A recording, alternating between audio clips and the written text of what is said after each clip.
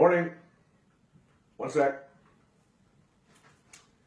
Just getting the coffee together here at the lovely Four Seasons. Yes, I've been upgraded here in Baltimore, Maryland. A dainty cup by any description, but I'll take it. If your coffee is together, prepare yourself. We have a 5-minute story put together for you today. Here, let me show you around real quick. Always fun to come back to Baltimore, and a lot of people are in Baltimore today. They're running the Preakness in just a couple of hours, and it promises to be a muddy affair. There's the harbor. Even when it's crappy, it's kind of nice. I will not be going to the Preakness, personally. I went to the Preakness about 25 years ago. I woke up in the infield the next morning. So, no. I will not be going back. I will be watching the race from the bar downstairs. Perhaps you'll be watching it as well, wherever you are. That would be nice. Then we'd be watching it together in some virtual way. Now, however, I hope to create a bond between you and I by sharing a story with you that I wrote a couple of months ago. It's over at mikerowe.com/podcast. Have you subscribed yet? Would you? Would you mind? It's real simple. mikerowe.com/podcast. Hit subscribe. My goal is to get 1 million people subscribing to The Way I Heard It. And we're getting close. These little Facebook readings every Saturday are really helping. So thanks for hanging out and sipping some coffee and listen to me read that which was written several weeks prior, right here. It's kind of fun, even on the road, on a rainy Saturday.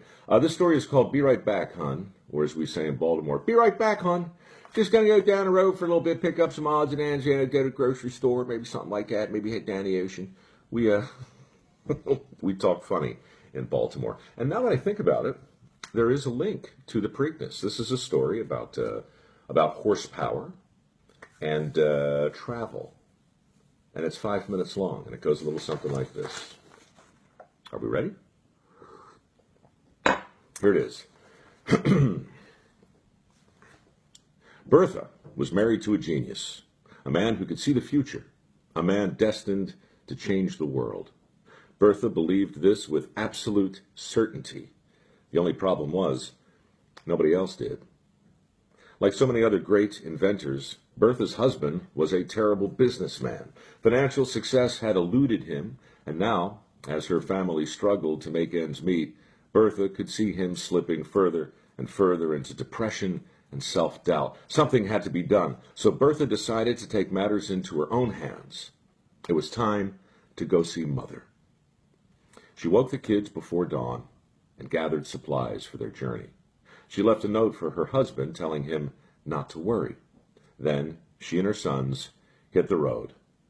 Of course, hitting the road in those days was a tricky business because there were no roads to speak of. Just endless miles of countryside between Bertha and her mother's house, with a few villages and hamlets sprinkled in between. The car heaved and groaned and grappled for traction over the bumpy terrain.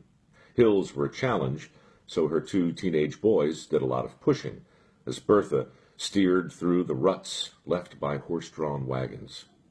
Before long, they ran out of fuel. There were no gas stations, so Bertha hiked to a nearby pharmacy and bought some Ligroin, a petroleum-based stain remover that just might keep the vehicle going. It did.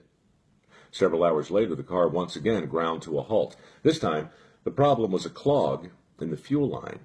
There was no AAA, no cell phones to call for help, so Bertha pulled out a hairpin to clear out the clog. Mission accomplished. A short time later, the car's electric ignition cable became worn through, stopping them dead in their tracks. Bertha removed her garter and used it to insulate the wire. And off they went again. Just before dark, around 15 hours after leaving their home, Bertha and her sons finally arrived at their destination. Richard and Eugene were thrilled to see their grandma, and after supper, Bertha quickly explained the crisis that confronted her family, along with her plans to solve it. Bertha's mother was skeptical of her daughter's plan, but supportive nevertheless, and begged her daughter to take every precaution on the long ride back home. Her concern was justified. Among the many other mishaps on the return trip, the car's brakes failed. So Bertha, in a move that MacGyver himself would have applauded, found a local shoemaker, bought some leather strips, and had them nailed onto the wooden brake blocks. Problem solved. When Bertha and her sons finally arrived safely back at the family home, her husband was waiting in quiet amazement. He wasn't alone. Word had spread far and wide of Bertha's journey, which, of course, was precisely why she had taken it in the first place. People needed to understand the possibilities of her husband's invention, and if he couldn't make them see the future, she would show it to them in the present. The newspapers had a field day. At a time when the longest prior road trip was approximately 40 feet, this housewife and mother of two took a 120-mile expedition that reversed the fortunes of her family and forever changed the business of getting from here to there. That was the summer of 1888, the year of the patent motor wagon, the brainchild of the man Bertha believed in with absolute certainty.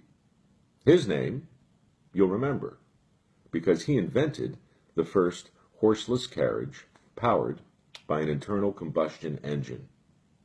But Bertha, that's the name you should never forget, because she's the one who finally proved what a car could do by simply waking up one morning and driving into history. The loving wife and intrepid young mom named Bertha Benz. Anyway, that's the way I heard it. All right, then. I gotta go. Big day. Big day is sitting around watching short people ride big horses real fast. I hope your horse wins. If you got a horse. Okay. Stay dry.